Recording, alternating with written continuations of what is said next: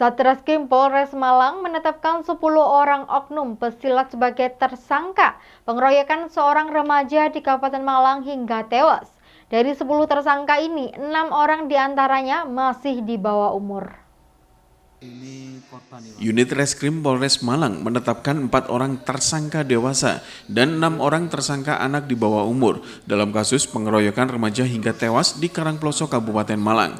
Ke-10 tersangka ini merupakan anggota kelompok perguruan silat PSHT yang tersinggung dengan salah satu unggahan korban di media sosial. Dari keterangan polisi, awalnya korban sempat mengunggah foto dirinya mengenakan seragam keanggotaan PSHT di sebuah aplikasi perpesanan. Pelaku yang tidak terima mengkonfrontasi korban untuk segera klarifikasi. Alih-alih berdamai, korban justru dihajar oleh para tersangka hingga mengalami luka parah di hampir seluruh bagian tubuh. Setelah dirawat selama 6 hari di rumah sakit, korban meninggal karena pendarahan di otak bagian kiri. 4 orang tersangka dewasa dan 6 orang tersangka yang masih di bawah umur. Tersangka, baik tersangka yang dewasa maupun tersangka anak ini menganiaya korban. Dikarenakan korban mengaku-ngaku sebagai salah satu anggota perguruan silat, dalam hal ini adalah PSHT, di mana sebenarnya korban ini tidak pernah menjadi warga PSHT yang sah dan resmi dengan menggunakan atribut yang menggunakan logo perguruan silat. Kemudian setelah kejadian tersebut, hasil visum et repertum dan setelah korban dirawat selama 6 hari di rumah sakit, korban pada hari Kamis tanggal 20 September 2024 kemarin dinyatakan korban meninggal dunia. Dari beberapa keterangan saksi, salah satunya keterangan ahli yang disampaikan pada saat penyidik melakukan pendalaman, penyebab kematian korban ini diakibatkan karena pendarahan otak serta kerusakan sel otak di bagian temporoparietal sebelah kiri.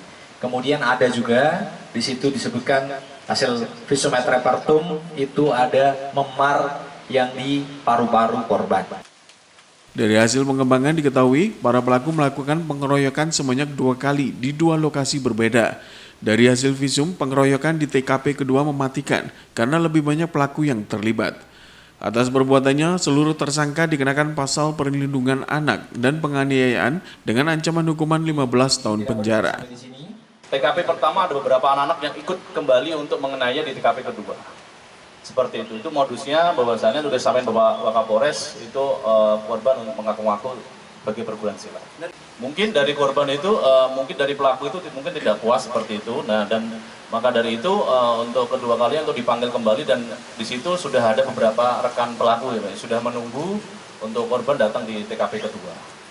Yang mematikan dari hasil visum yang kita peroleh dalam proses penyidikan, bahwasannya yang membuat kematian oleh korban itu yang TKP kedua, karena satu sisi juga pelaku lebih banyak daripada pelaku yang di TKP pertama. Total 10 orang, 4 dewasa, 6 anak-anak. Ada 2 TKP. Yang TKP pertama di hari Rabu 4 September pukul 22 di Jalan Raya Daerah Sumber Nyolo, Desa Ngenep, Kecamatan Karangploso. Dan yang kedua pada hari Jumat 6 September 2024 pukul setengah 10 di Petren Ngijo, Dusun Kedung Kadawung, Desa Ngijo, Kecamatan Karangploso. Yang TKP pertama itu 2 tersangka itu 2 dewasa, 3 anak-anak. Dan yang TKP kedua itu dewasa 2 orang dan anak-anak 6.